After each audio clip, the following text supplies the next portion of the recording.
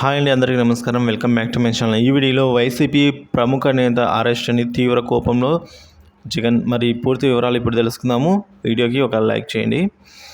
ఏపీలో తాజాగా ఎన్నికల్లో వైసీపీ ఘోర పరాజయం పాలవడం ఆ పార్టీ నేతలు, మాజీ మంత్రులు వారందరికీ కూడా ఇబ్బందికరంగా మారిందండి. ఈ నేపథ్యంలోనే ఎన్నికల సమయంలో అంతకుముందు వైసీపీ మాజీ మంత్రులు చేసిన తప్పులను అధికారంలోకి రాబోతున్న టీడీపీ వారికి టార్గెట్ చేస్తుందండి. ఇదే క్రమంలో ఇవాళ వైసీపీ మాజీ మంత్రి బొత్స సత్యనారాయణపై ఏసీబీకి టీడీపీ నేత వర్ల రామయ్య ఫిర్యాదు చేశారు. ఎన్నికల కోడ్ అమల్లో ఉండగా టీచర్ల బదిలీలు చేపట్టడం ద్వారా బొత్స అవినీతికి పాల్పడ్డారని అయితే ఆయన ఆరోపించి ఈ విధంగా కంప్లైంట్ చేయడం జరిగింది ఏసీబీకి.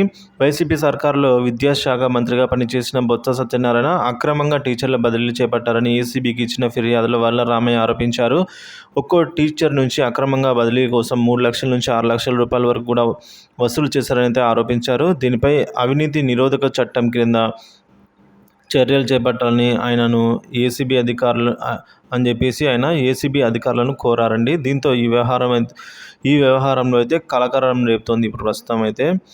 అదేవిధంగా ఇంత హడావిడిగా చంద్రబాబు సీఎంగా ప్రమాణ స్వీకారం చేయకముందే, ప్రభుత్వం ఏర్పాటు కాకముందే ఏసీబీకి బొత్స సత్యనారాయణపై అయితే చర్యలు కోరుతూ వర్ల రామయ్య చేసిన ఫిర్యాదు వెనుక ఏముంది అనే చర్చ జరుగుతోంది ఇప్పుడు.